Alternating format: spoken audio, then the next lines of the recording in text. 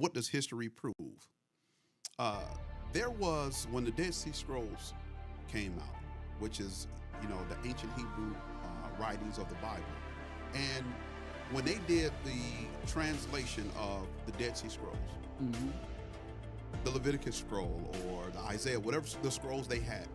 And here's what's interesting, and this is why we say history is important.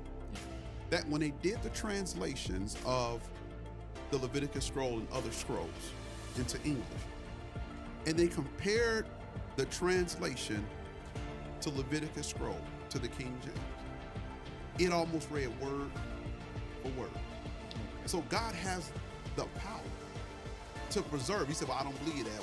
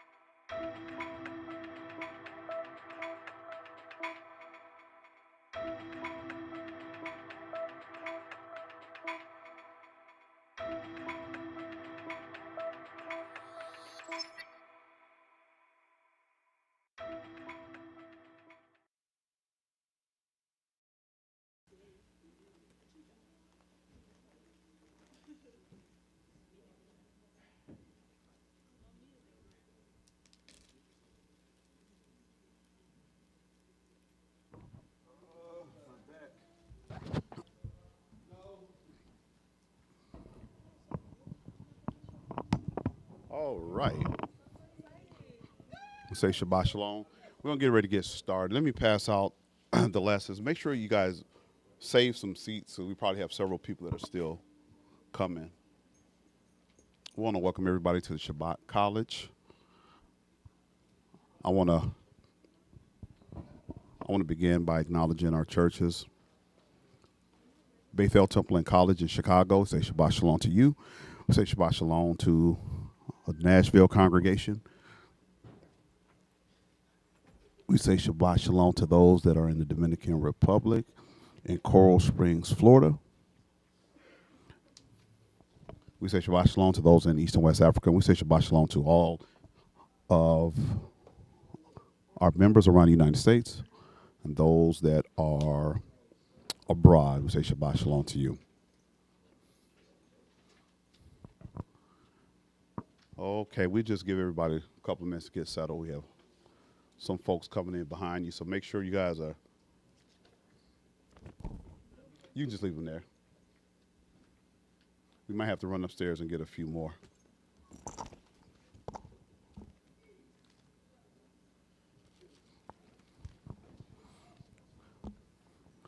Make sure everybody can hear me online. Give me a thumbs up.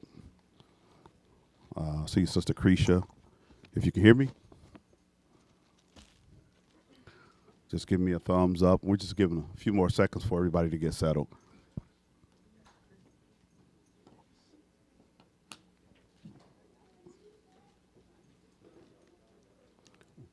We are on our second week, I believe, right? Of the Feast of Purim.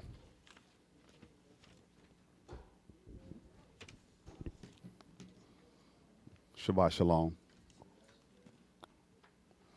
All right, so we're on our second week of the Feast of Purim. You guys, make sure you have microphones that are around. There are some wired ones that are on the floor. There are some wireless ones around as well. Kane, Toda, Sister Cretia.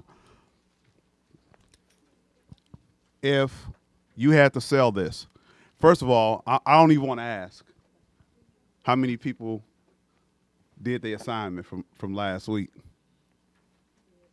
You guys remember what it was? Paragraph, right? All right. That was to write a paragraph of the Feast of Purim showing that it was part of the gospel.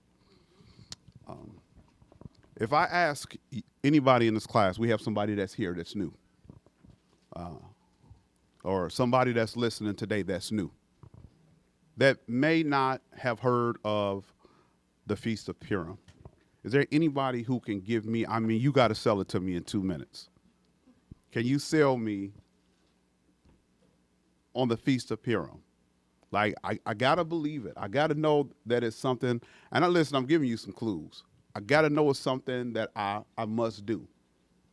I have to understand that it is part of the gospel. You don't have a whole bunch of time to be going into, okay, turn to Esther the 3rd chapter. That's not happening.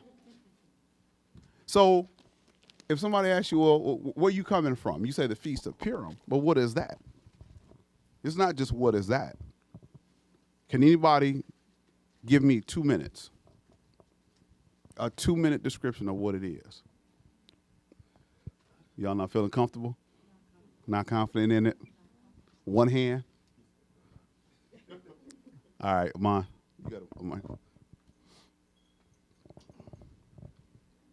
Now, somebody listening, you might convert folks today. Say Shabbat Shalom to Sister Renee. Shabbat Shalom.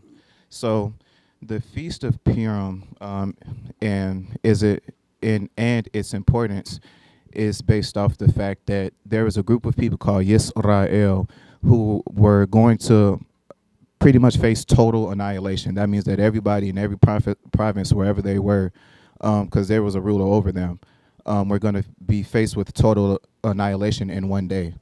And the Feast of Purim is important because the Feast of Purim shows us that in one day Yah turned something that was bad and that was going towards down the wrong track for his people into something good. And how was that? Well, he saved them from total annihilation. And we gave the example last week in class that imagine that they say, for example, every black person in America or every whatever race you want to put in there is going to be faced with the total annihilation in one day. That's so important because without the Hebrew people, without Yisrael, we would have never been able to come to the point to where Christ was born, in which he was the one who was going to give us the gospel. And so what you're faced with is if Yisrael at that time faced total annihilation in that day, Christ and his message that was sent from the Yehovah would have never reached the earth. And so that's why the Feast of Purim is important. Okay, good. How did he do? Huh? Right. So what he said was great. I think the important part is that if the people in the empire, they were going to destroy everybody. But we said the lineage of Christ was there, the lineage of John the Baptist, the lineage of Peter, the lineage of Matthew, they were there. So thus we have the end of the world, right? Because it was to the Jew first. All right. Who said something about celebrating? Sister Constance? Amy said, asked a question. Your question was what? I said, why do I got to celebrate it? Right. All right. Okay. Is there?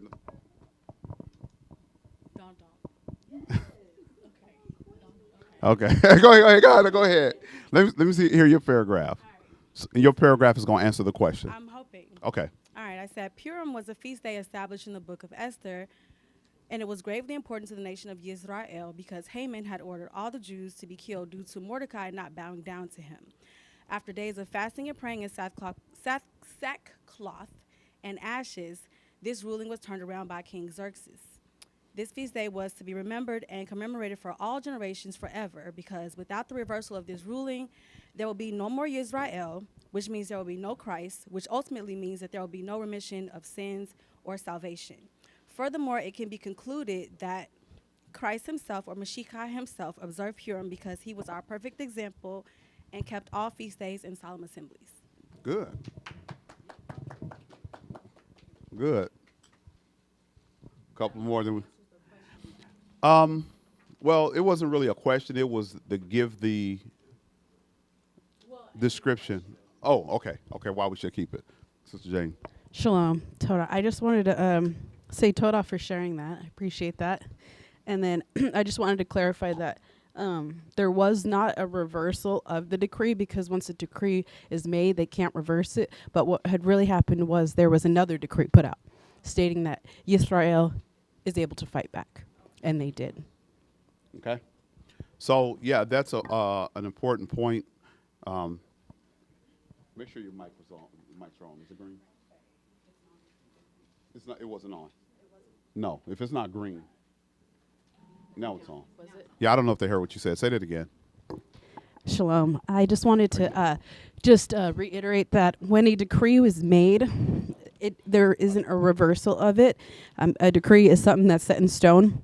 But what happened was the king was able to set a second decree out that Yisrael was able to fight back on that day, and they did.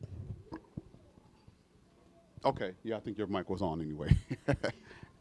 Unless I'm hearing the delay. Okay, Dr. Good. That was good. Dr. Tate. It was on. Everything has been said has been really great. I just wanted to add, in addition to what was already said, relevant to Amy's question. I think that what's already been described has made it very clear why this feast is important in terms of the whole nation of Yisrael being saved. It's also been explained very clearly that without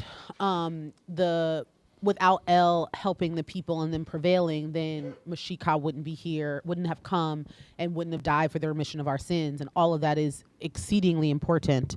One of the things that I would add, after having already shared, Sister Constance, about how in Esther it talks about how this feast is to be celebrated throughout our generations from year to year. The reason why we should celebrate it is because, you know, when Christ came, he said in Matthew, the 5th chapter, verse 17, "Think not that I've come to destroy the law or the prophets. I am not come to destroy, but to fulfill."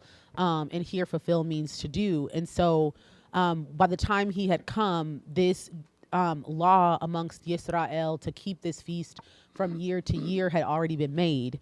And so him coming doesn't do away with our responsibility to keep this feast from year to year and to remember what El has done for the nation of Yisrael, saving the entire nation from annihilation in that one day. And so why we should keep it today is because Christ didn't come to do away with these laws that were given to us by the prophets in the Old Testament, but to do them so that we could follow after his example. And so when he told his disciples, he gave them the Great Commission and told them to go out into all the world and to teach everything that he had taught them, what he was teaching them came from the prophets and the law in the Old Testament.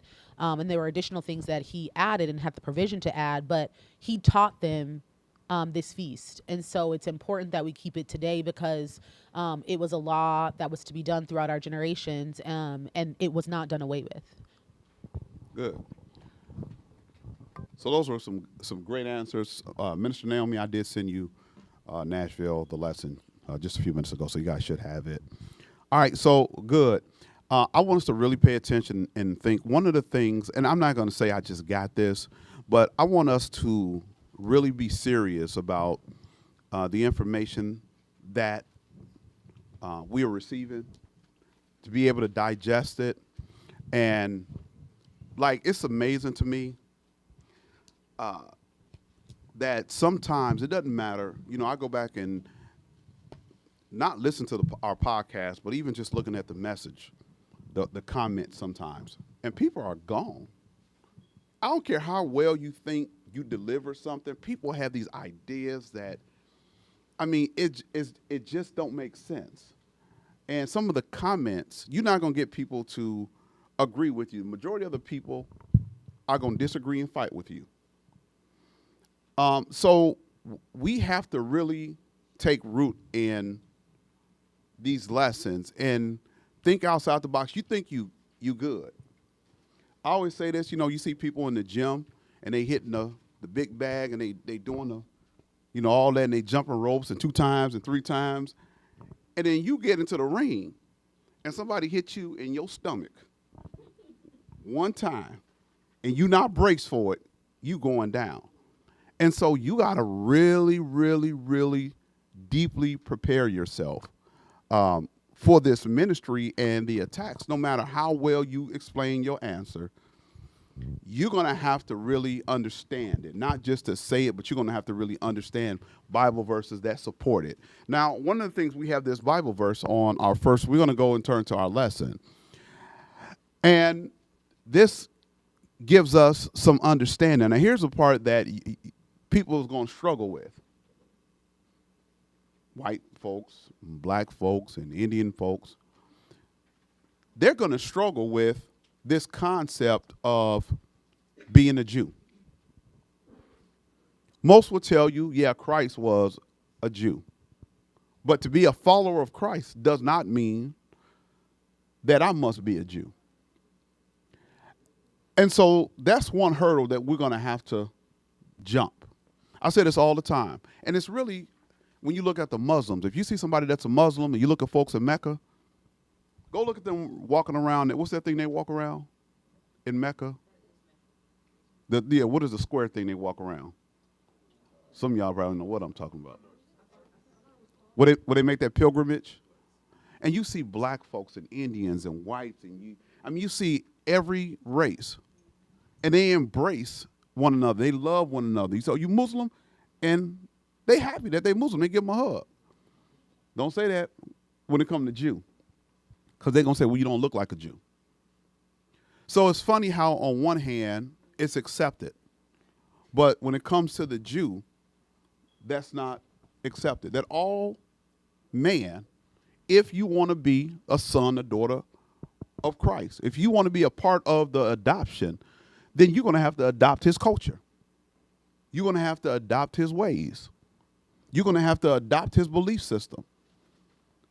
And that is of the Jews. So in Esther, the 6th chapter, verse 13, and I really highly encourage us to go back and read the book of Esther. It takes you a whole 30, 40 minutes. But read this story.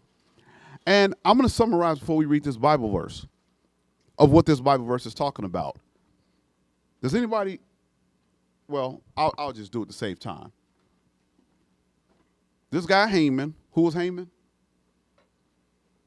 The king right-hand man. When he got mad at Mordecai, and I think it's not funny, but it is, that he's so mad at Mordecai, he said, I'm killing all the Jews. That's some intense, that's some madness. But when he determined that he was going to kill Mordecai, his wife understood something about the Jews. Oh, you ain't just going to kill Mordecai. Oh, what you were talking about, the people that you attacking, that's the Jews? Those are the people? And this is what she said. I want you to put yourself in this Bible verse. If Mordecai be of the seed of the Jews, if Sister Constance be of the seed of the Jews, if Robert be of the seed of the Jews, before whom thou hast begun to fall, thou shalt not prevail against him. If you be of the seed of the Jews and you claim that, and you live that life, you having problems paying some of your bills. Mordecai was going to die, so his problem was greater than your bill. But Yisrael means to have power. The true Jew means to have power with man and God and to prevail over all your situations. And Mordecai's wife, whether it was through history, she understood what has happened in the past when it came to the Jews. Now, this is a sinner. How come we can't hold on to what she held on to as a sinner? Before whom thou hast begun to fall, thou shalt not prevail against him, but shall surely fall before him. So your situation, nobody put a death sentence on you for a year from now. So what situation do you have in your life that's against you? Any situation that is against you, if you be of the seed of the Jews, that situation in your life won't prevail, but you got to believe it. I can talk it and I can preach it until sundown, but you gotta believe it. And that's one of the things that we can get today, if we look at throughout history before this time, Yah made a promise and he made a covenant that he will always come to the defense of his people. Now you got to do your part. He's already spoken. And he's not an L that he should lie. So if we do our part, then we are going to overcome every situation in our life. Now, it may not go the way you want. You may say, I need a car this year. And Yah may not give it to you for 3 years. So where is your faith at? You got to stand and believe that I'm a Jew, it's coming. I'm a Jew, it's going to get better. You got to believe that. Okay? Let's go and turn to our first slide. And I always like to draw this parallel between what we're talking about in our life today. So don't just read it in a vacuum. It's a great story. But guess why we have these great stories? So that to learn. So that you can apply this. We don't serve a different Yah. These folks went through these things, and Yah delivered them as a testimony to you in 2025. That your problem, and I'm not saying, I'm not minimizing, diminishing your problem. Your problems is not as deep as these. So in your life, there's something called spiritual warfare. Before we read, can somebody give me a description? What is spiritual warfare? What is that?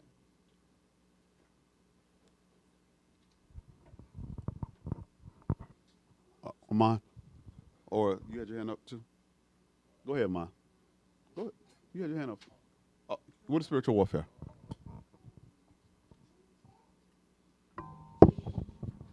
I'm not totally sure, but it was like the shield of God, the sword of God. I think you know what I'm talking about, but I forgot the exact terminology.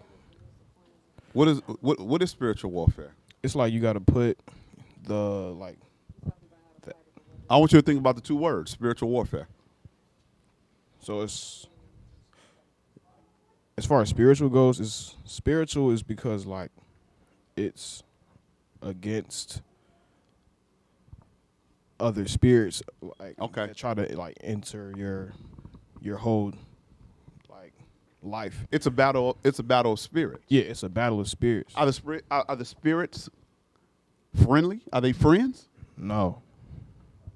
Right? Anybody else? Anybody? Ronnie, you had your hand up? Amon, you?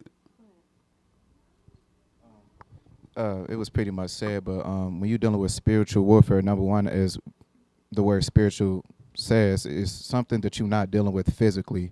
And when you're dealing with a spiritual warfare, typically you can't see it, you know what I'm saying? But it can be a plethora of things, whether it be like feelings or different things. But we have spirits that are, as we said, good, that's going to help you, like the Holy Spirit, Yah.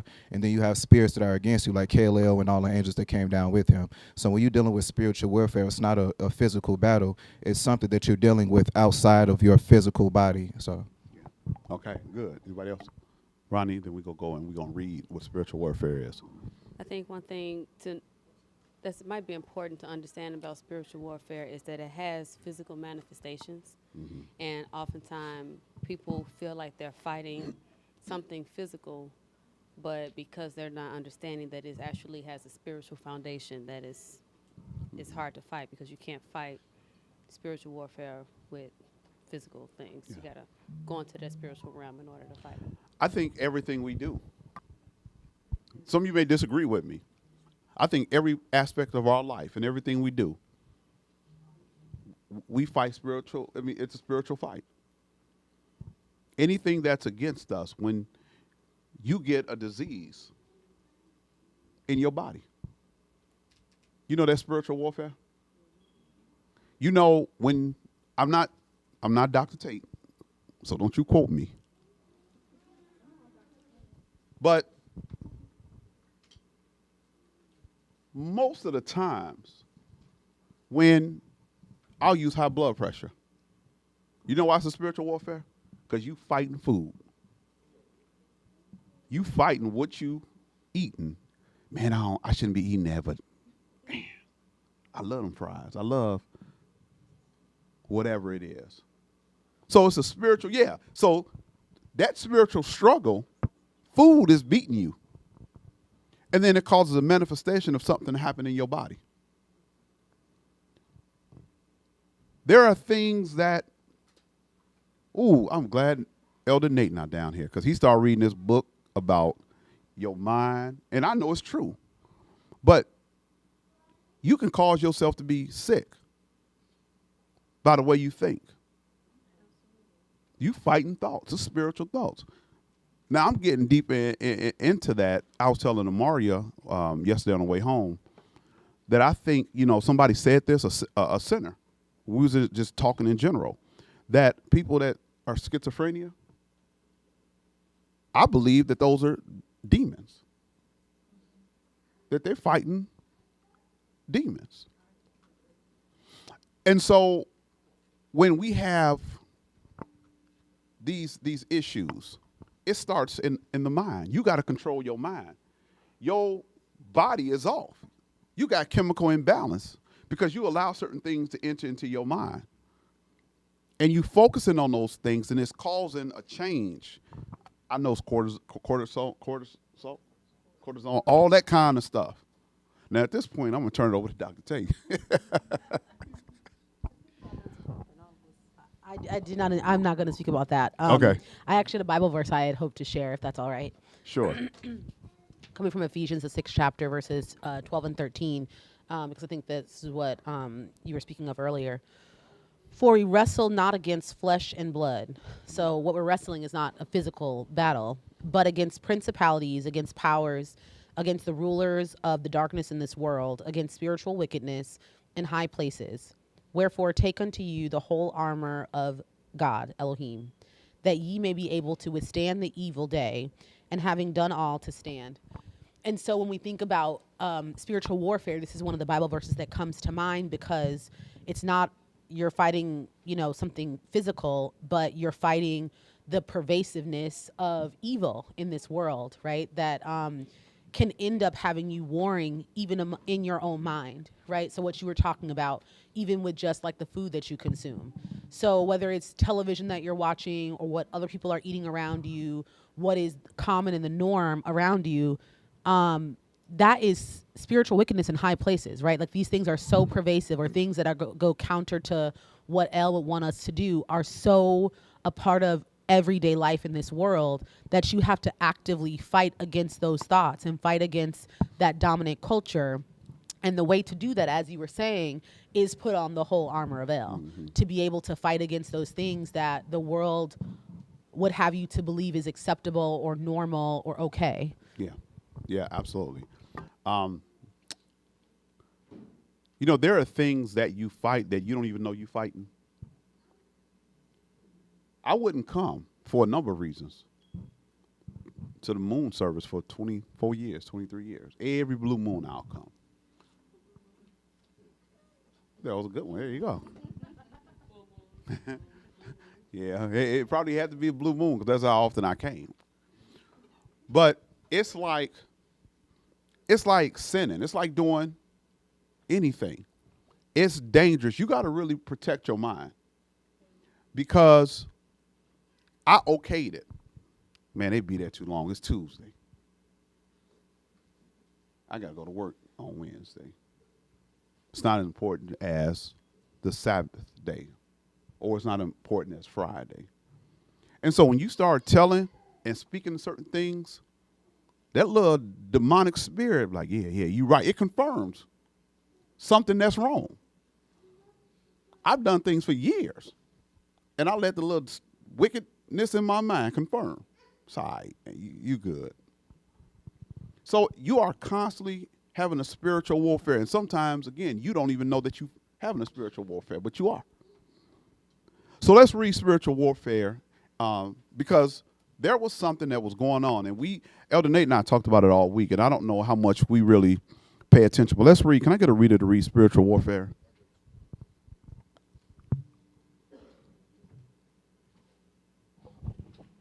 Spiritual warfare. Amen. Okay,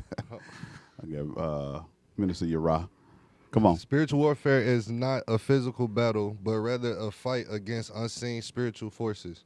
It is often described in terms of conflict between El's kingdom, represented by truth, light, and righteousness, and Satan's kingdom, which embodies lies, darkness, and sin. This battle, through largely invisible manifests in the daily struggles of believers and their thoughts, relationships, and even in eternal circumstances they face. For Christians, spiritual warfare is depicted in passages like Ephesians 6:10 through 18, which talks about the armor of El that believers must put on to withstand the attacks of evil forces. Okay, there you go, Dr. Tate. The armor includes truth, righteousness, peace, faith, salvation, and the words of El. Each element symbolizes spiritual qualities needed for protection and victory. Okay. Now, there was a spiritual warfare I think we missed in the story of Purim because we never really talk about it. But we're going to see something that happened where somebody got into the spirit and did something. Guess what you better do when somebody go in the spirit on you? Don't get emotional and try to fight them. You better go in the spirit and you better ask Yah. Because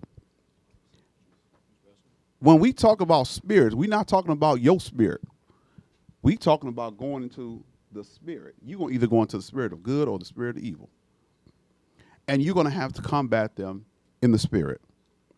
Let's read the role of prayer and fasting in spiritual warfare, and then we're going to talk about something that happened with Mordecai. Within Yisrael, prayer and fasting are regarded as crucial components of spiritual warfare. By engaging in extended prayer and fasting, believers are seen as humbling themselves before El, gaining spiritual strength and heightening their sensitivity to spiritual matters. Yashach himself in Matthew 17:21 refers to certain spiritual challenges being overcome only through prayer and fasting. This illustrates the idea that spiritual warfare may require intensified efforts of victory over certain strongholds or forces. Who can explain what that is saying? Does anybody understand what that's saying? Mario? Oh. You must have moved your hand.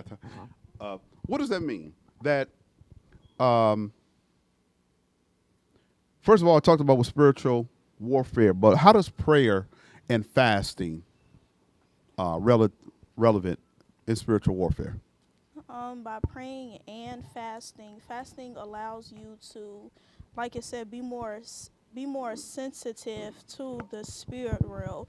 So things that you may not get from just praying alone wouldn't be enough for certain forces. You know, certain things are just so strong that you have to include fasting in that in order to break whatever you're trying to break. So through prayer and fasting, it allows you to be more open to the spiritual world so that you can get the answer that you need to break that force. Okay, good. Anybody else?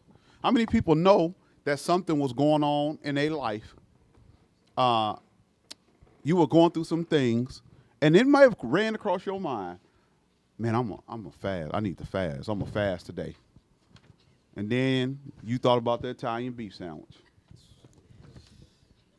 And just that quick, it was spiritual warfare. Saint said, I know she loved to eat. Dip it. And so that stuff happens. It's like when you want to fast, when you know you need to fast, is when you feel like you're the hungriest. Then you say, well, man, I'll fast tomorrow. I'll fast. Yeah, you never get around to something. You never get around to it. So you're going to have to evaluate, and you're going to have to know what situations and circumstances are in your life that this calls for fasting and praying. I'm going to have somebody do a job here. We're going to have to be burning coals and having ashes. You better get in them. Don't take these days. It take a long time to burn those ashes. But we don't want to wait until Yom Kippur, because some relief you need before Yom Kippur. And some people did it. I'm not going to call no names. Don't barbecue and then get the ashes. And you and some ashes smelling like hot dogs. Making yourself think about food. Take your mind off of what you should be focusing on. So we're going to have some ashes. Who had their hand up? Brother Alonzo. Toda Shabbat Shalom. Saints. Shabbat Shalom. I wanted to say that I agree with what Sister Maria just got done saying, and after reading this passage, I sort of wanted to make an analogy that prayer and fasting is like going to the gym and working out on a consistent basis. If you go one time, you might you gonna feel the results. You're gonna feel the effects of going to the gym. You might even be worn out. I remember my first time fasting and praying, and it was somewhat tough.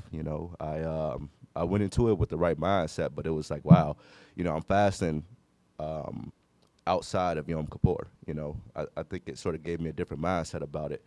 But through extended fasting and praying, just like going to the gym, just like consistently lifting heavier weights, you're going to get stronger. And it's going to also, you're going to be able to battle spiritual warfare a lot better. Those things inside you, those things that you're going against, you're going to get stronger the more you fast and pray. Yah's going to increase your faith, and you'll be able to overcome the things that you're going through. Sure. Good. Amen. Good. All right. Anybody else? We're going to look at fasting and praying. Go ahead. We glad my two came back from school. Y'all kept them. Told y'all. For a week. They're here Told for y'all. spring break. But yeah, so I was like kind of just thinking about how like you have to be like Brother Alonzo was saying, you got to be consistent with fasting and praying, but also like the spiritual warfare against us, it's like it kind of sneaks up on you because it's consistent in a sense. Like the more you like say, oh, it's okay, that's when like the real stuff will like kind of sneak up on you, because now you like slowly agreeing more and more with the wrong thing, so to speak. You put your guards down, right? Yeah. If you're not conscious of things, it'll sneak up on you. So yeah, absolutely. Let's look at fasting and praying. We talked a little bit about this last week. A divine concept. What does a divine concept mean? Something that came from Yah, right? And then we talked about people say, I don't see El. Well, if you understood, number one, what the situation was, and you understand what fasting and praying is, and what fasting and praying, what is the result of fasting and praying? You understand what the situation was. What was the situation? You're going to kill all the Jews. You're going to kill the ancestors of Christ and of the apostles.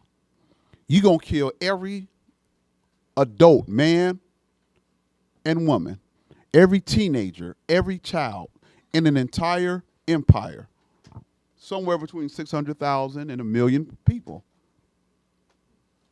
in one day. But we know what fasting and praying. We got to understand what fasting and praying and sackcloth and ashes. What does that produce? What is it supposed to produce? Let's read that. Fasting and praying is a divine concept. People say, I don't see El. I told you before they wanted to take Esther out the Bible because they said we don't see God. God is not mentioned here. Well, how did the book get in the Bible? Who is man in the 1500s to say that this is no longer part of the Bible? We're not going to canonize the book of Esther. So let's go ahead and read that. The Bible has a great deal to say about both fasting and praying, including commands to fast and pray. The Bible also gives us examples of people who fasted and prayed using different types of fasts for different reasons, all of which are very positive results. Christ fasted and prayed. His disciples fasted and prayed after the resurrection. Many of the Old Testament heroes and heroines of the faith fasted and prayed. The followers of John the Baptist fasted and prayed. Many people in the early church fasted and prayed. What the scriptures have taught us directly and by the examples of the saints is surely something we are to do. 1. The scriptures teach us to fast and pray. And 2, fasting and prayer puts you in the best possible position for a breakthrough. Okay. Let's read just a few of these Bible verses. We don't have to go through all of them on fasting. We have the book of Judges, the 20th chapter, verse 26 and 28. And so when we see fast, every time we see it, it's not for what we trying to do. Ketones. Oh, to enter into autophagy and produce ketones for physical. Yeah. Yeah. Well, here, you got it. You know what ketones? I just watched a video on that. It's when you fast and there's compounds in your body that essentially sort of repair the zombie cells that build up in your body when you eat a lot of excess. You got a lot of excess energy that pops up. So when people have like bone marrow, it's supposed to do the same, like replace bad cells. Like when you get diseases and stuff, you got bad cells. Any sort of damaged cells. They damage Your cells. body can repair itself through fasting, but it has to go through extended fasting, So- not just, oh, I slept all night. Let's break the fast for breakfast. But like a 24-hour, 36-hour, 72-hour fast will start to actually reproduce stem cells, and your body will repair itself. It's a genetic blessing that we have, but you have to activate it in order for it Some to happen. people don't want to fast, so they go get stem cell cell replacement. I don't know how that works, but the body can do that. What you about to go and use your insurance and cost $20-something thousand, the body can repair itself. But you got to push the plate back, and after a certain amount of time, I forgot all the medical, what happens with the blood sugar and whatever. But it works, and it heals the body. But so they wasn't doing it for that. When we see fasting in the Bible, they were fasting for a reason. Brother Robert. All right, so I know you was finna get into the Bible verses and everything, but I was listening to Sister Constance reading everything.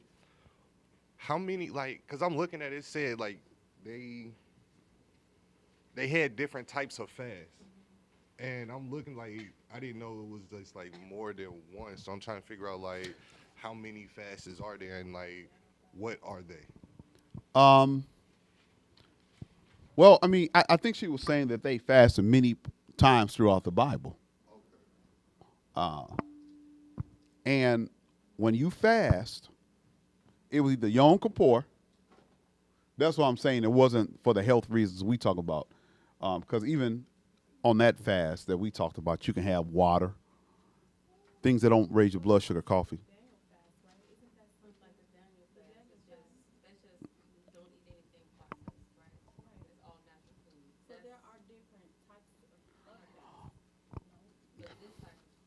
Well, let me get back to you on that. But when when El gave a fast, it was for nothing to eat and nothing to drink, and it was a spiritual breakthrough. Even the Yom Kippur, it is to receive a spiritual breakthrough, spiritual or physical deliverance. So it's always associated with deliverance, getting Yah's attention, right? It's like everybody calling Yah, and the phone ringing the same, but that fast call is different, and it make Yah wait a minute now, like it makes him pay more attention. It's something that pleases him. Now you can say, well, what does Yah get out of us fasting? And we can go into what we believe, but that's his way of sending out the SOS, distress signal, that this is urgent. And you are doing something to get my attention, to show that it's urgent. Okay. Somebody else had a hand up before we move on. Let's read a few of these Bible verses. In the book of Judges, the 20th chapter, verse 26. The entire nation fasted to seek help by way of an answer if they should fight against the tribe of Benjamin. There are some decisions that you're going to have to make in your life. Marriage is a big thing. I can guarantee you, mostly nobody fasts to get an answer if I should get married. Making some decisions are big decisions. Now, I'm not saying you need to fast for everything, but if you're unsure, if you need to fast.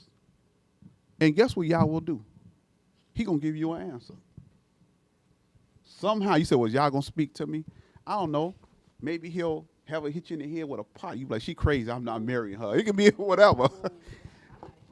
So, but Yah will give you an answer. You like, Yah, I'm really leaning on you. I feel it in my heart. I feel that this is the right thing to do. I feel this is the right job to take. But some things you're going to have to fast because the decisions that you will make, whether, again, it's a job, whether we should move, anything that's big, I got to have surgery. They said it's a 50-50 chance that I can make it. Guess what you better do with that 50-50 chance? Take off your clothes and put on the sackcloth and get in some ashes and get an answer from Yah. He'll send that answer through other people. You know, Yah didn't always speak to people in the Bible when they asked for things. Now, they had lots. We're going to talk about these casting lots. They had what you call the thummel. They had these chest plates, and they had different pieces in the chest plate. You know those chest plates would turn colors? Yah will give them an answer through the chest plate. That's what the priest or the high priest wore. If y'all was in our men's Torah portion, you would get that. But so, yeah. So, but Yah is going to talk to you. Somehow, He's going to speak to you. Yes. Would understanding fasting align with if my people, which are called by my name, shall humble themselves? Would fasting be a form of humbling yourself to put on sackcloth and ashes and to fast and pray and seek my face? Would that kind of align with It can entail that. I mean, it can entail that. In 2 Chronicles 7:14, humbling yourself is just what it is. I mean, people are going to come in here. Just think about it. People coming in here from the Christianity background. I'm talking about pastors or people who were ministers somewhere else. And I know that. I know that. I studied that. I was a pastor. You're going to have to humble yourself in order to hear him because he's speaking through his people. You're going to hear a different doctrine. You're going to hear a different gospel. Not it's the gospel of the Bible, but it's going to be something that you're not used to. So you got to humble yourself in order to receive that. Fasting can be a part of humble. I mean, people who come in, this is talking about his people, though. Yeah, I mean, fasting and praying here entails humbling yourself, but you don't necessarily in 2 Chronicles 7:14. It's not specifically talking about that. Somebody else had their hand up. Man, I know I'm not seeing something. This is like the third time I see. All right, let's see. No, let's go down. Let's read Jeremiah the 14th chapter, verse 12. When they fast, I will not hear their cry. So, so fasting is supposed to get his attention. He says, I'm really paying attention to you. You are fasting because you're trying to get something from me. You know that's a way to my heart. But he's saying here, when they fast, I will not hear their cry. Come on. And when they offer burnt offering and an oblation, I will not accept them. But I will consume them by the sword and by the famine and by the pestilence. Okay. So this just kind of gives us a deeper understanding. Let's read the last one, Isaiah, the 58th chapter. This is verse 6. We're talking about Yom Kippur here, but it's a fast. Is not this the fast that I have chosen? To loose the bands of wickedness to undo the heavy burdens, and to let the oppressed go free, and that ye break every yoke. What is a yoke? Huh? Something holding you back? Stronghold.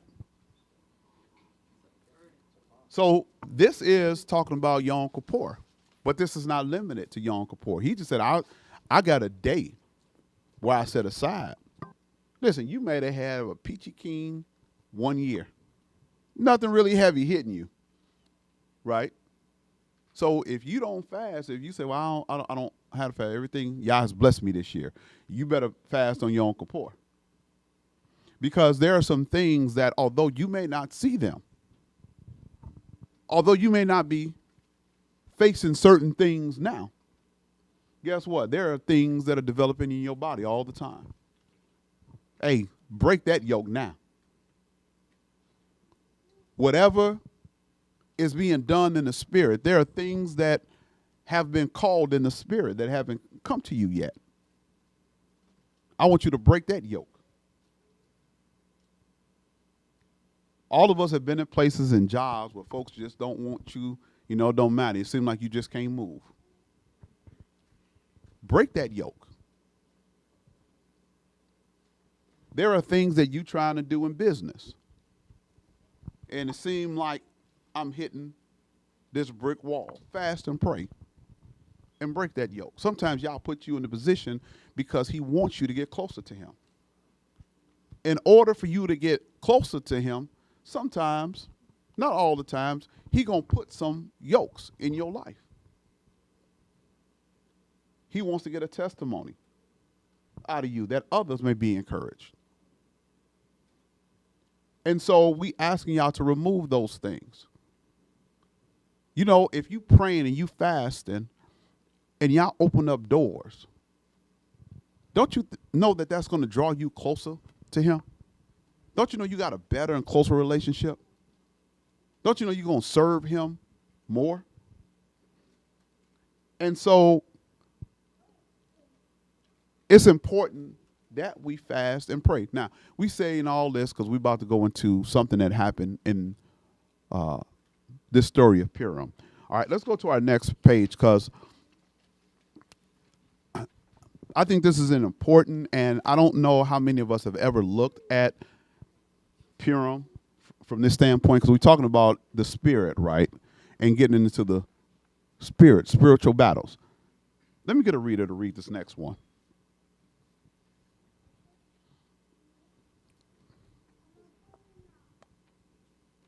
Second Corinthians 7:14. 2 Corinthians 7:14 said that should not surprise you. Even Satan can change himself to look like an angel who belongs to the light. Stop. Does anybody know what that means? Marvel not. For Satan has transformed himself into an angel of light. What does that mean to you? That he has transformed himself into an angel of light. Because if you don't know what it means, that angel of light going to do something to you. Because you're not looking for it. What does that mean? Amy, you had your hand up? Get a mic. Got a mic? It means like if you don't like know what's going on, you can get so easily tricked by something that seems so good for you. Okay, good. Anybody else? Good. Anaya, and then did you have your hand up? Anaya. Hey, at least I wasn't crazy. He had his hand like this. And then Leon. When the Bible verse said that should not surprise you, it's like already telling you that when people, first off, Satan can deceive you because of how he can change his appearance and come to you so that he can persuade you to do certain things or persuade you to think a certain way. So it shouldn't surprise you when other people have it out for you. It shouldn't surprise you when other people are deceiving you or trying to get you, like convince you to do something, because even Satan does it. Like that's how he works. And if they don't have good intentions, that's how they're going to work as well. Mm-hmm. So, folks who went to jail because they said, Yah has blessed me. with a PPP loan.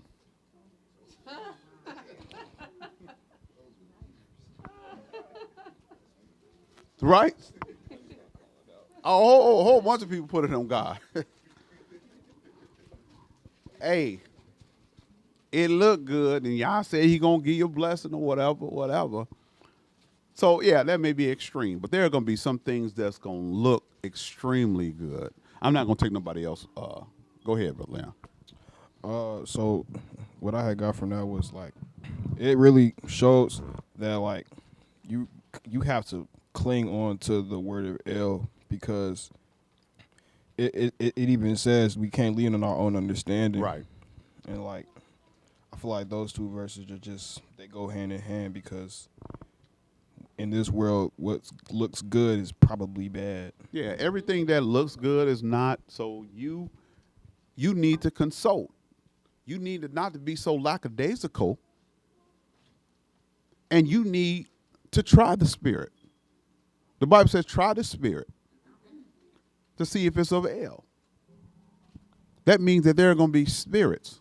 Spirits are in people. That's going to come to knock you off. You know how El gets you out of the will? I don't want to say out of the church. Well, I can't say out of the church. He don't have to attack you in the church. You know, the music can be real good. The preaching can minister, quote unquote, minister to you.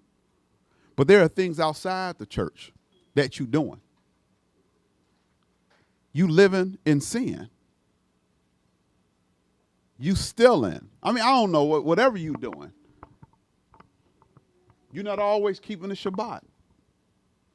And then you come and you hear the word and you say, I'm saved. Boy, the spirit, y'all was in this place. And I was moved. But then your life outside of here don't match up. So you were tricking yourself. Because there are things that are part of the world that spiritual warfare is telling you that's okay. Yeah, that's okay. Yeah, they'll tell you. You know what that spirit will tell you? Go to church on Friday. Go to church on Saturday. Keep the Sabbath. Yeah, that's right. Keep the Sabbath.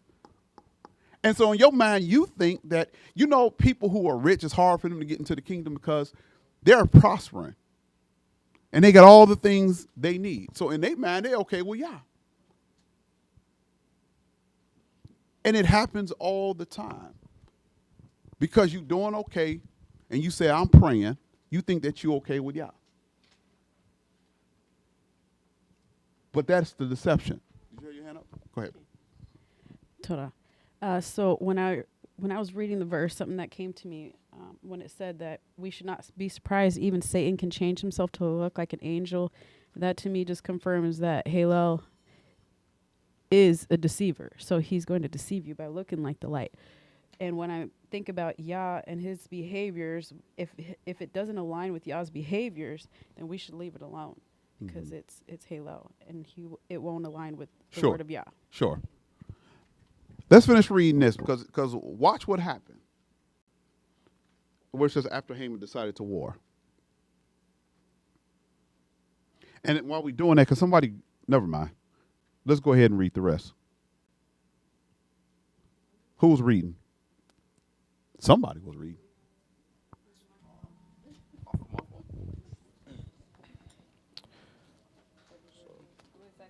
After Haman decided to war with the Jews. After Haman decided to war with the Jews, the Bible shows that Haman went into the spirit world, casting lots himself to determine the appropriate time to kill all of the Jews. This plan to kill every Jew in the empire in one day was a huge feat, one in which no man could pull off without some supernatural guidance. You remember, right? We know what all was going to happen in one day. Why in the heck is Haman throwing lots? Think he playing Monopoly or something? What he got lots for? If the people of El, you know, Satan is is a copycat. Familiar spirit. So if this is the culture of the Jews, you know, the Jews cast lots. In the Old Testament, they cast lots for answers. Well, is Haman a Jew? Why is Haman casting lots then?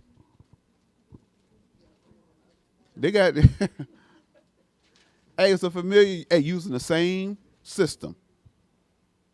Folks using the same, we believe in the Lord, using the same church, the same method as the true church. And it's not the same. But we're going to read Esther, the third chapter, verse 6 and 7. I'm a little confused on something that, and I'll mention it here. But we have to understand that Haman, this feat was too big just to say, well, we're going to kill all the Jews today. You had to have some help. And that help had to come from something greater than man. So let's read Esther, the third chapter, verse 6 and 7. And he thought scorn to lay hands on Mordecai alone, for they had showed him the people of Mordecai. Wherefore Haman sought to destroy all the Jews that were throughout the whole kingdom of Ahasuerus, even the people of Mordecai. Okay, verse 7. In the first month, that is, the month Nisan, in the 12th year of King Ahasuerus, they cast pur. So this is kind of what confused me, and I got to go back and read, because it says they cast pur. Now, there are other versions that said Haman cast pur. So I don't know if he has some spiritual advisors, right? Even with the people of Yah. The people of Yah, the common man didn't cast lots. That was something that was done by the priest or the high priest. But here, it said that Haman cast lots, which is called pur. Keep reading. They cast pur, that is, the lot, before Haman. Before Haman. From day to day. They did it from day to day? And from month to month. Every month? To the 12th month. So for 12 months, hey, he was plotting. For a year, he had them, he was shaking them up. And because I've read some commentaries where I just read a number of commentaries, and that's what they are, commentaries. But what do you call it, divination? There are high days in the spirit world. There are days where they're gods, you know, just like RL. There's certain 14th day of the first month as we get ready to go into Passover. You know how important it is for us to get the calculation of the day right. Because as the earth is rotating, there is a certain position that Yah is going to do something great on that day. So what if you count the days wrong? You know how silly that you will be when it comes January the 13th, and you say, Happy New Year's. I say, man, what's wrong with you? It's something on now, we don't do New Year's, but there's something on December the 31st, right, that happens. Do you think anybody gonna jive with you if you say Merry Christmas, December 29th? It is something, and you all have done it. You know that's a heightened day. You feel it. You feel the excitement in the air leading up to Christmas. And people shopping and all the lights and everybody is festive. You feel it. And then it seems like, you know, when you were in the world, after you'd open up your presents or the next day, it was just like the balloon. The air went out the balloon. It was almost like depressing, like, because you built up for this day. And so there was something happening. And Haman went into the spirit world to try to get this date. Not just the date. You know, he had to get a plan. You know, it takes an elaborate plan to do what he was trying to do.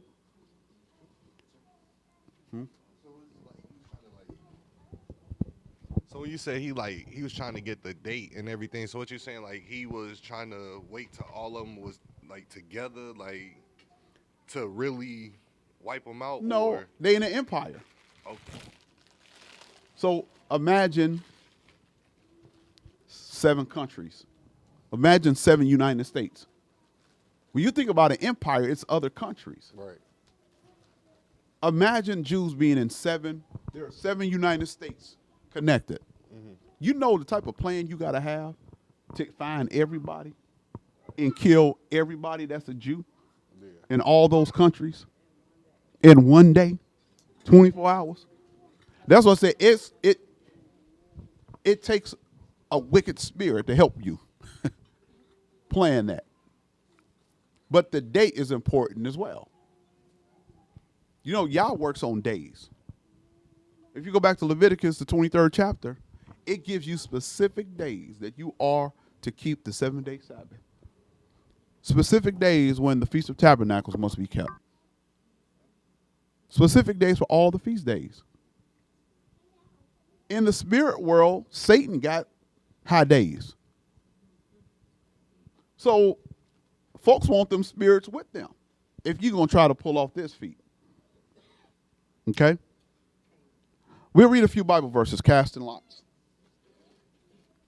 Let's read, if I can get another reader, if we can read a couple of these Bible verses. So casting lots was part of our culture. Casting lots originated from the Hebrews.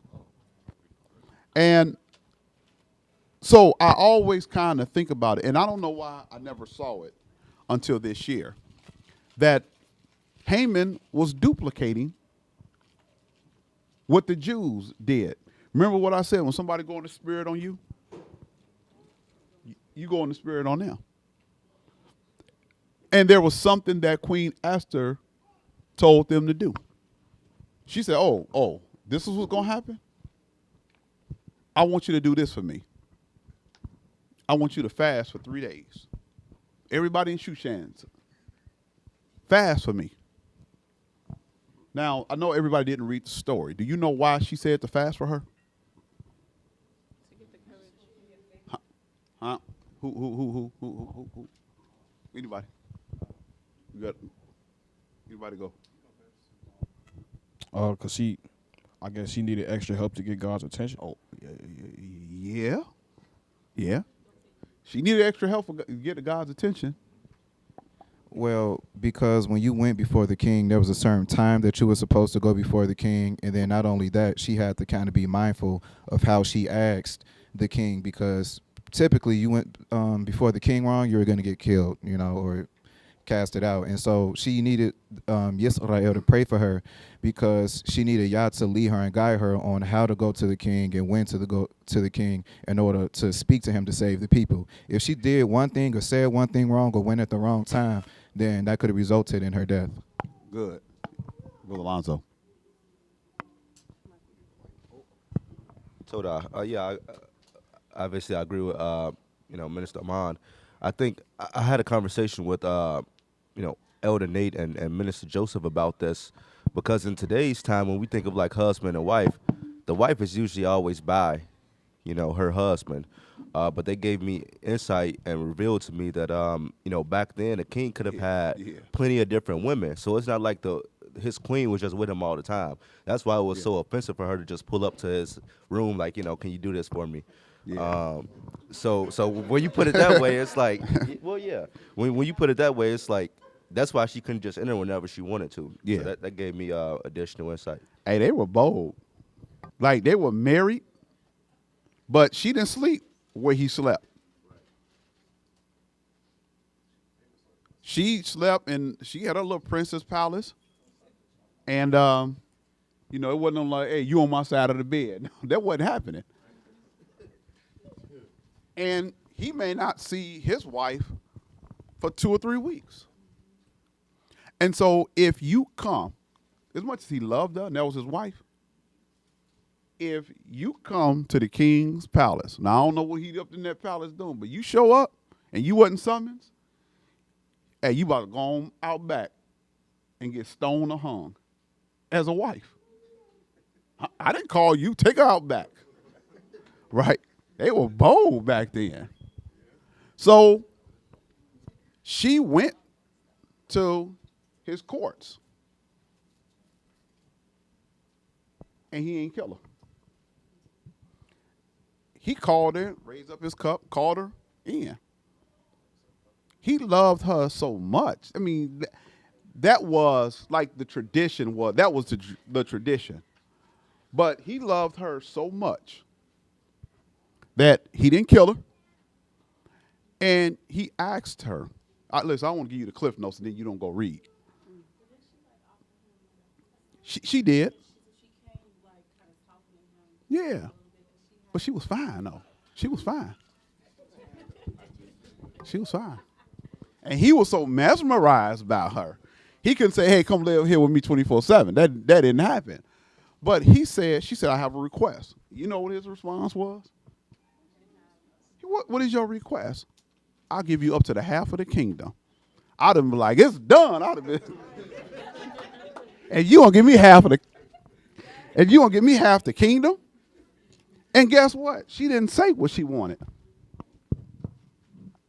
She said, can I prepare you a meal? Look at that woman. Oh, yeah. Yeah. Yeah. If you found favor, my son, can I prepare you a meal? He was like, oh, my. And then she came back the next day. And she said, I got a request for you. He said, I'll give you anything up to the half of the kingdom. He said, if I have found favor, let me prepare you another feast. Told me, give me half. I'm like, sold, sign the paper. But she was very technical. I want to read and get more into what her mind was that she did it. I'll send you the movie because well, no, they both on YouTube, but the last one they made, I didn't like that one. I didn't care for that one. But I'll send the link. There's one. Yes. Yeah, I like the older one, the one that came out like 15 years before the last one. I like that one. What I was going to say is, even I thought was funny was Haman was so excited about this. Oh, yeah. As well. He tell his people, she invited me to, we're going to go feast. He was bragging to all his people. Like, that's hilarious. You got to do that. Yeah. It was good. I'm gonna send you all the link to the movie.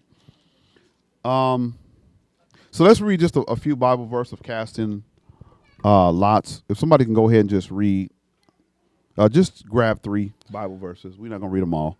Leviticus 16, chapter 16, 8 through 10. Yehovah used lots to choose which goat would be the scapegoat. Oh, the Yehovah used lots. Guess what happened when the Yehovah does something? The Bible says, I guess I'm saying this. Or maybe I'm saying the wrong thing. The Bible says that he's righteous in all his ways. He's holy in all his works. That means that if there was a system that existed that didn't come from him, he's not going to use it. I see. So everything that the Yehovah does is holy. That means it came from him. Okay? All right, give me another one. Joshua 18, 1 through 11. Joshua cast lots for the last 7 tribes before the Yehovah to divide the remaining land. Okay. Let's read 1 Samuel. 1 Samuel chapter 14, 24 through 46. Saul called for a fast for the man of war, but Jonathan was unaware and broke the fast. So Saul asked Yah to cast a perfect lot to determine who broke the fast. Okay. Listen, Yah worked through these lots. Come on, read again. Read Jonah. We're going to read them all. Jonah 1, chapter 1, 3 to 12. Jonah's shipmates cast lots to know who was responsible for the storm that arose. Acts chapter... No, that was crazy. Acts chapter 1, verses 15 through 26. The apostles cast lots for Yah to show who he chose to replace Judas between Barnabas and Matthias. Okay.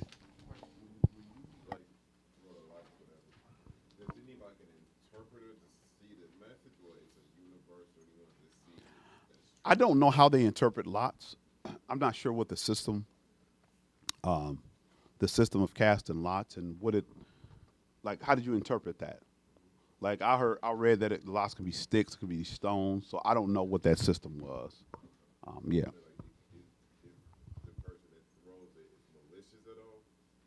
They can't. No. They can't be malicious. They can't, like some people know how to throw the dice to get snake eyes or something or whatever. No, I know how to throw them so it can come out in my favor. No, this is a spiritual thing, and it wasn't done by just anybody. All right. We have just a little bit more that we want to end with, and again, this will be our last lesson. Again, I want to encourage you to read Esther, the book of Esther. I believe it's 9 or 10 chapters. Let us read. Are we at the power of Israel? Let's read the power of Israel, the Jews. Again, I want us to not just read this. Oh, like, yo, that was a good story. It's a good story. But we read it and we go over it because this story was left on record for you. So that you can prosper. It's just really, I don't want to use certain words on the Shabbat, but if a person did A, B, and C, and they get wealthy, why would you do A, B, and F? Why would you do something different and expect the same result? Huh? Well, you better you better copycat because y'all left us instructions. And I don't think we look at the Bible that way, that we are supposed to prosper. He said, I would that you be in good health and you prosper. We're supposed to be the head and not the tail. Why ain't you the head and not the tail? Make sure she don't step on that to cut the power off. Why are you not the head and not the tail? Well, yeah, it may not be your time, but at the same time, you may not be applying the things that Yah left for us to apply so that we can prosper. What'd you say?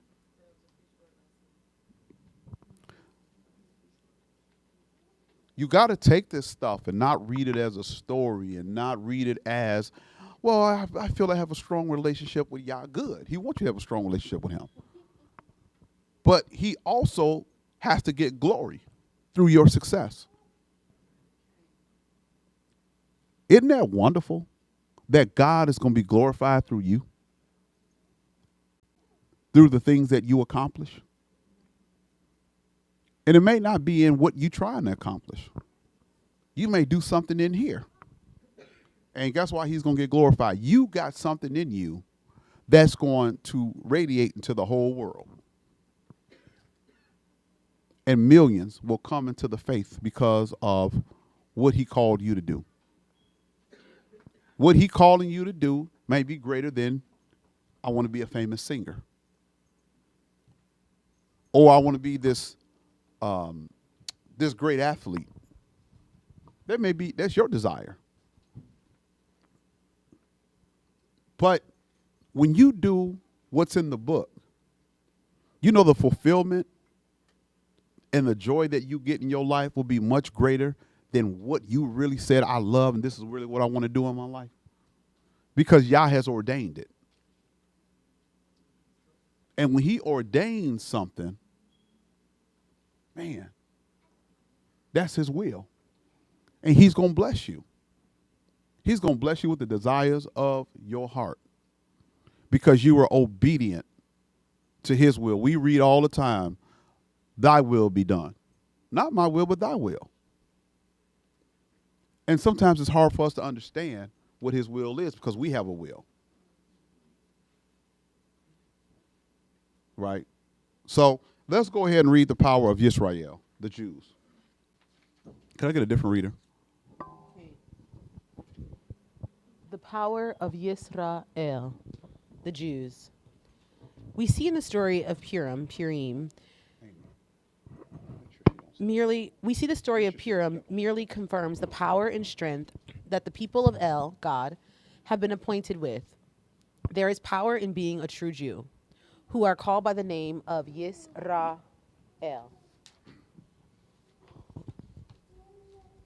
Beginning with Jacob and expanding all the way through to the New Testament times, the true Jew has always possessed the characteristics of having power with God and man, and were able to prevail over life's most difficult challenges. Now, we read Esther, the 6th chapter, verse 13, right? That if Mordecai be of the seed of the Jews, can you do something with that? Will you tell yourself every day that I'm the seed of the Jews? Throughout the day, can you confess that to yourself? You know how important it is that God himself, the creator of the universe, the creator of all things visible and invisible, guess what he did in the beginning? He spoke. He said, let there be light. And there was light. Now, if El spoke with a whole mouth and things came into existence by him speaking it, get in the habit of speaking every day. I didn't say think it, because he didn't think it. He spoke it. And you keep speaking it. And you keep speaking it. And you keep speaking it until it manifests itself. We're going to win the spiritual battle. And we're going to win the spiritual battle because we're going to follow the instructions. We're going to follow the examples that are written in this book for us to read. That Queen Esther followed the examples that were in the book. That she fasts. She said, fast for me. And they went down in sackcloth ash. What if she didn't follow the instructions? Right? What if she went to the king's court without praying and fasting? Dun, dun, dun. Boom. And she went, boom. She think like, I'm fine. I'm going to show him something. Oh, that was my head.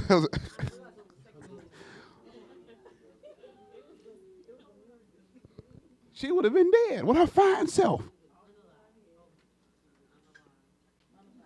Y'all has to soften. Y'all got to soften the heart. Y'all will soften the heart of your enemy.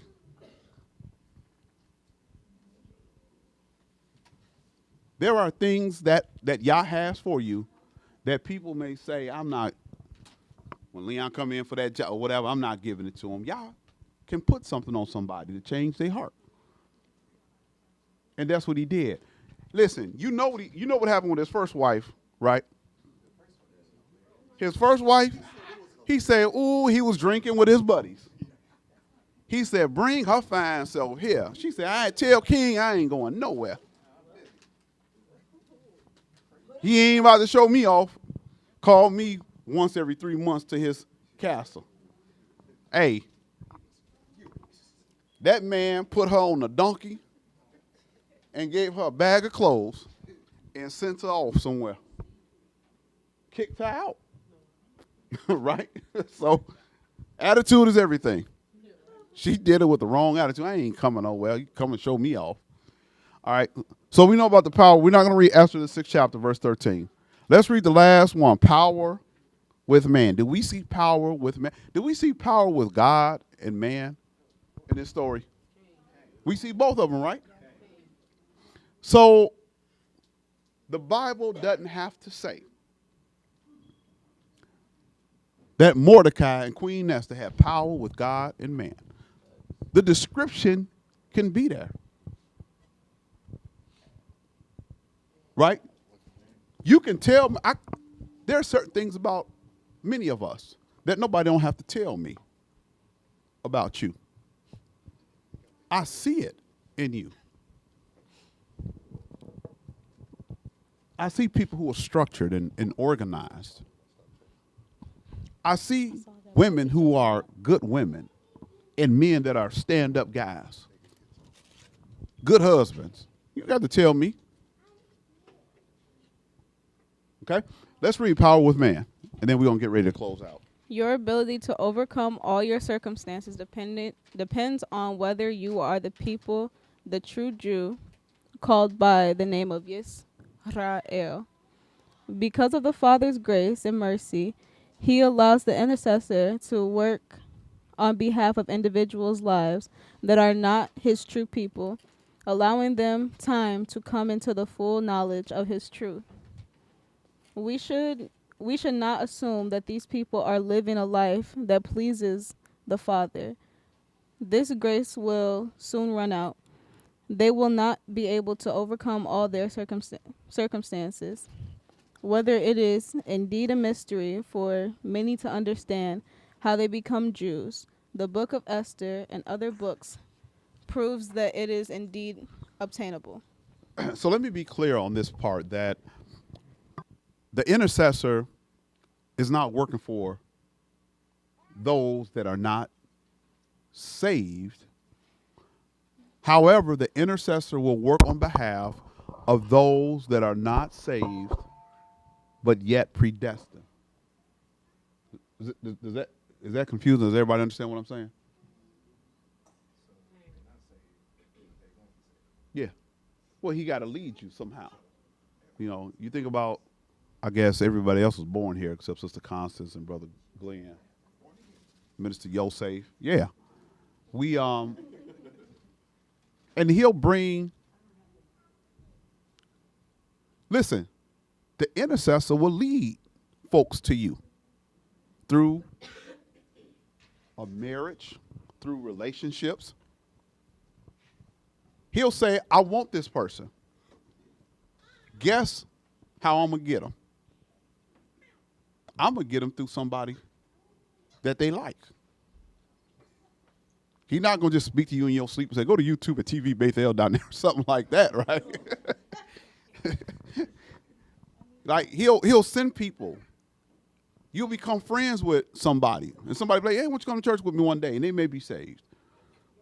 Right? So the intercessor works. Let's read our last Bible verse. And we're going to read Esther, the 8th chapter. We're going to read verses 7, 11, I believe, through 13. And then we're going to skip down and read verse 17. This is our last Bible verse. El gives us power with man, and we have power with El. Let's read. Can I get one more reader who did not read yet?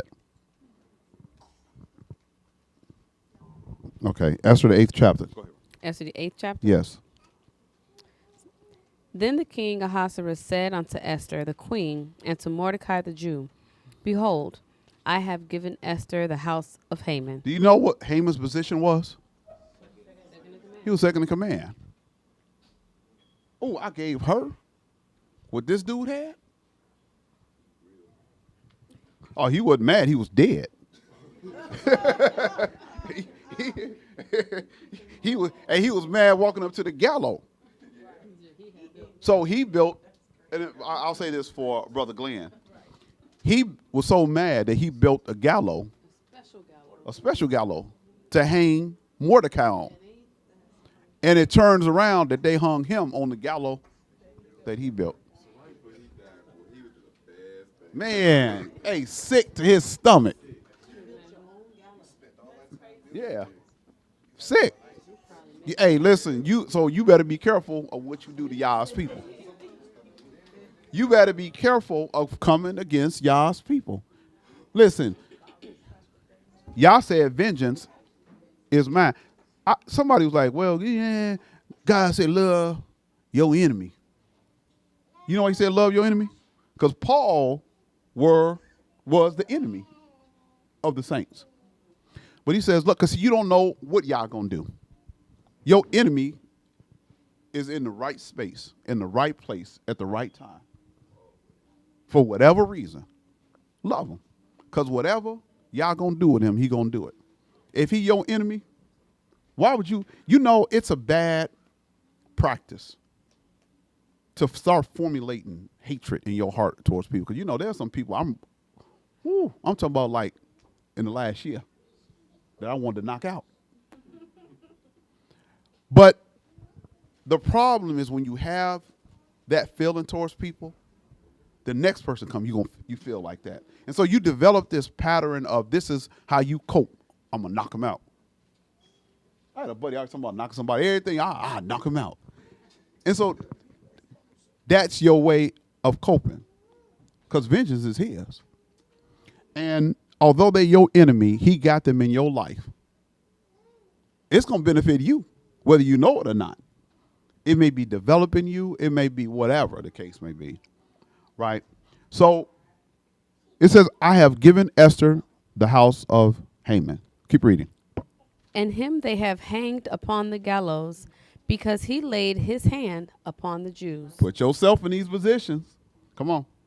Wherein the king granted the Jews which were in every city to gather themselves together and stand for their life, to destroy, to slay, and cause to perish all the power of the people and province that would assault them, both little ones and women, and to take the spoil of them for a prey. Hey, if little Junior running at me, I'm tearing him up.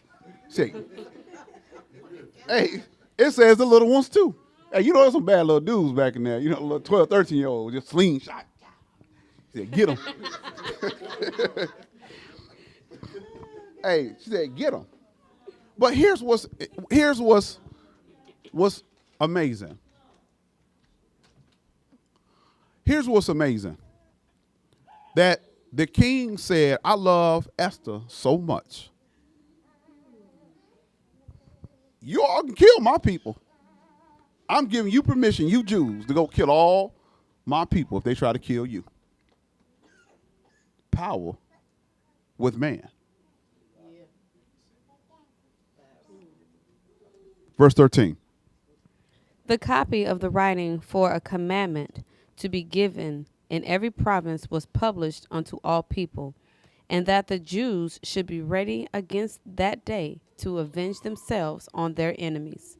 And in every province and in every city, whithersoever the king's commandment and his decree came, the Jews had joy and gladness, a feast and a good day. And many of the people of the land became Jews, for the fear of the Jews fell upon them. Many people became Jews. That means that they understood something about the power of the Jews. Mordecai's wife said if they be of the seed of the Jews. They understood what was about to happen to them. And so Yah was good then, and Yah is good today.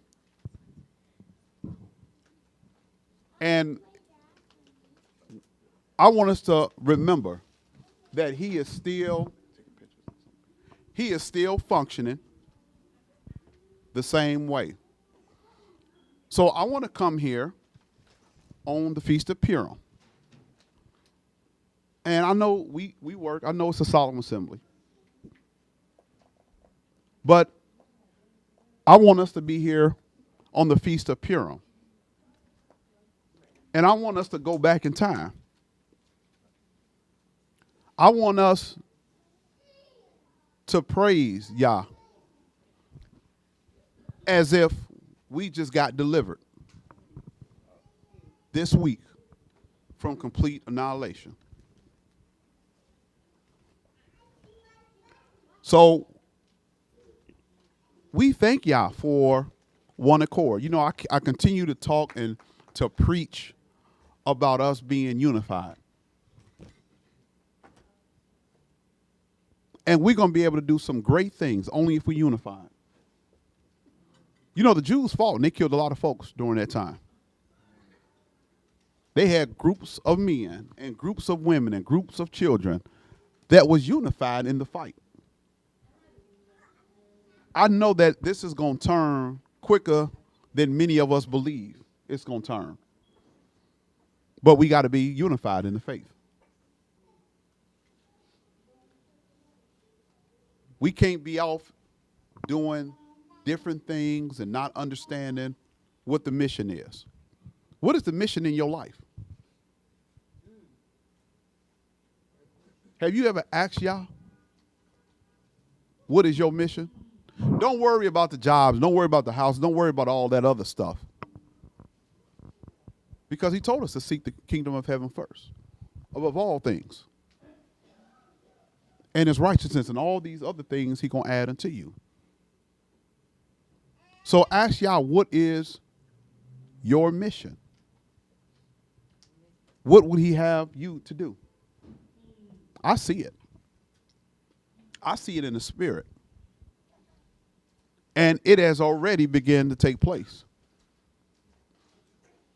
So I thank y'all for, anybody got anything to add of value? Because this probably will be our last class. Yes, sir.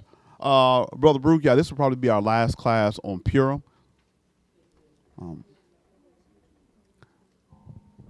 then on Purim. We got Passover. No, we got some Passover stuff coming up. Brother Brooke, yeah. Okay, shalom. Shalom. When we were going through the lesson on fasting, I was thinking that with the fast,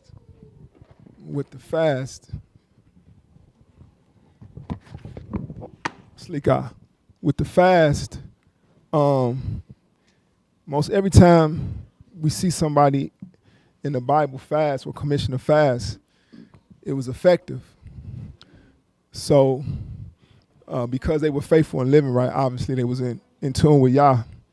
But I would say that when we partake in the fast, I think it's important that even after the fast, we continue in what we learned during the fast in the lifestyle. So a lot of times when you're fasting, if you're fasting, especially a prolonged fast, you know, it takes supernatural power from on high. You find yourself praying more, being more devoted, thinking more about what you're doing, your actions and how you move. I think it's important to carry those things even after the fast into our lifestyle. Yeah. Yeah. I think that's important. I think, you know, all of us in our own lives, we know, we may not admit it. There are some things, man, God, if you just help me out the situation. Yeah, I promise you, God, just help me out the situation. And you get out of the situation and you right back at it. Right? Do you know people like that? Man, somebody just get me out of jail, man. Mom, I promise. Get out of jail. 3 weeks later, back in the county. All right, so, Mario. One of the questions in the lesson was, where is God? Mm-hmm. In this feast, you know, we said a lot of people, like, they don't see God in the book of Esther. Well, according to them fasting and praying, he's in the outcome. So Absolutely. Through fasting and praying, that's where we see Yah. Absolutely. Because if Yah wasn't there, then the outcome would have been negative. So we know that Yah was with them because of the positive outcome. Absolutely. And that's what we have to show people. They wasn't fighting 10 people or an army of 50. Right? So absolutely, that was a great comment. Yes, ma'am. Shalom. And Toda, I was just about to say the same thing. When the question was, where is Yah? He was actually throughout the entire book of Esther. I mean, she knew, and so did Mordecai, they knew they needed Yah to prevail in this situation. So they knew they had to do the prayer and fasting to get Yah's attention and to find favor with the king. They knew they needed Yah to do this huge operation. And second, what comes to mind to me is the question about, well, this isn't in Leviticus, the 23rd chapter. Why would we celebrate this? Well, when we look into Yah's behaviors, in Leviticus, the 23rd chapter, we are keeping these feasts due to the fact that Yah came and saved his people. So he did the same in Esther. Yah was there. He saved his people from annihilation. So those two things connect to me. Yah's behaviors he wants us to memorialize him coming through and saving Yisrael.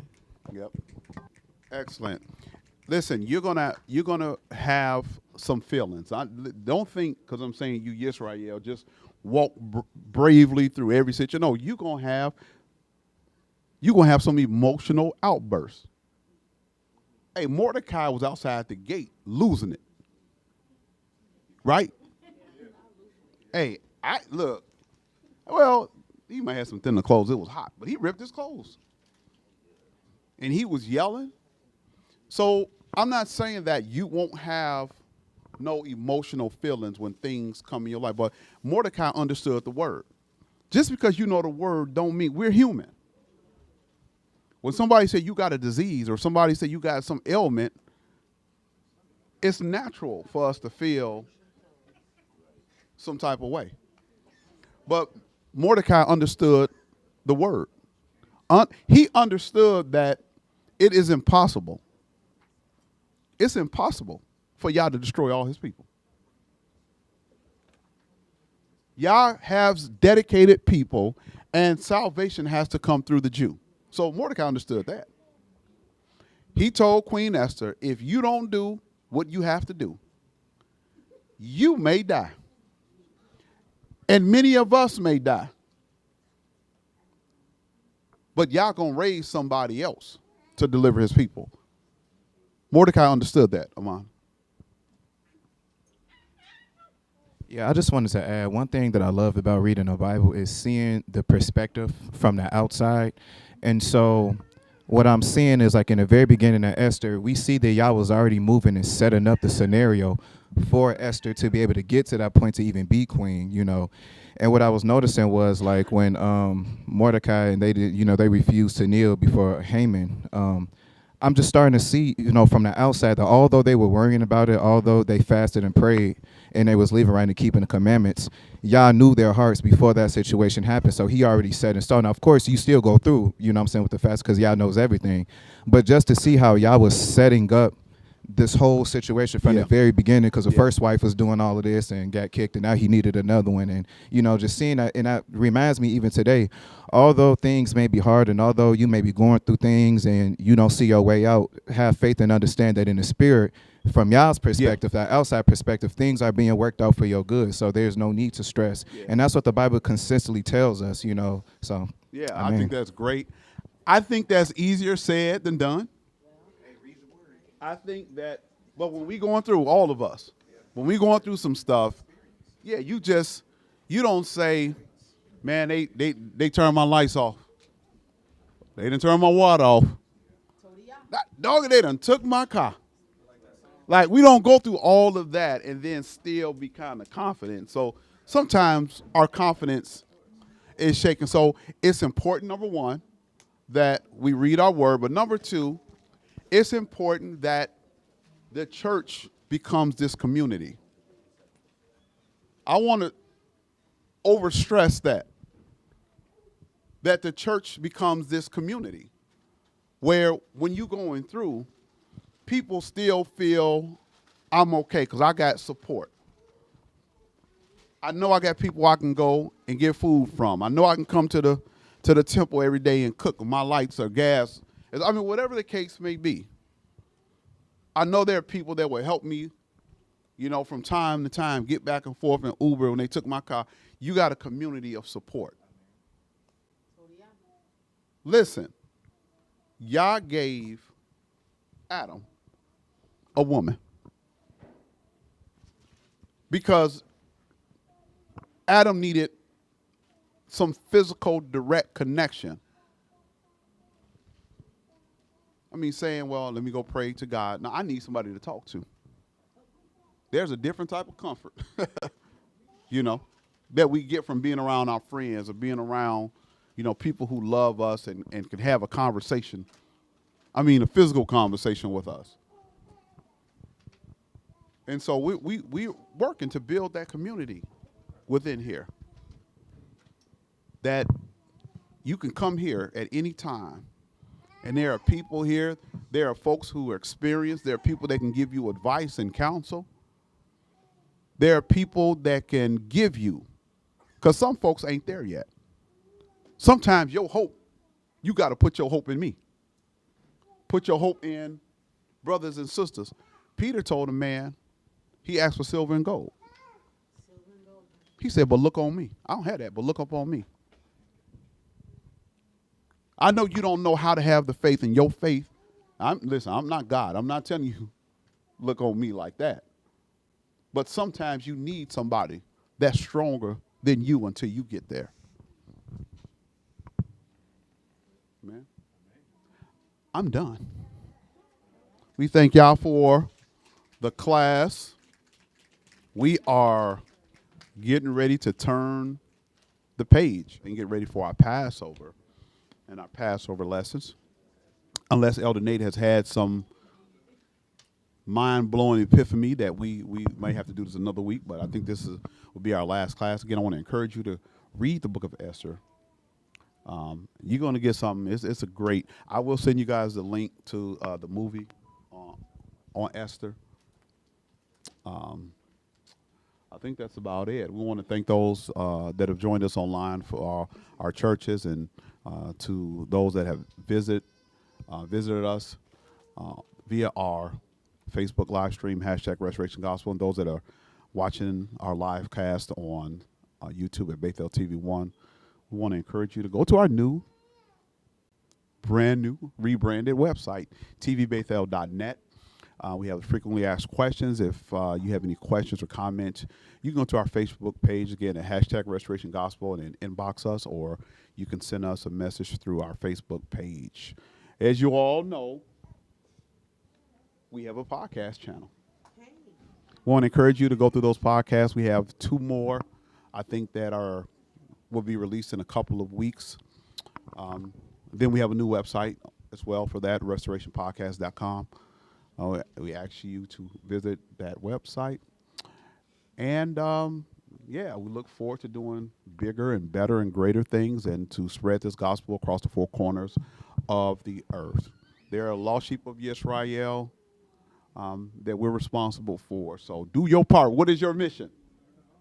Ask God what your mission is. He'll give it to you. So on behalf of our late chief apostle, chief restorer, Dr. Iman, on behalf of Bethel Temple and College, I'm Elder Al. Want to depart you as I greeted you by saying Shabbat Shalom.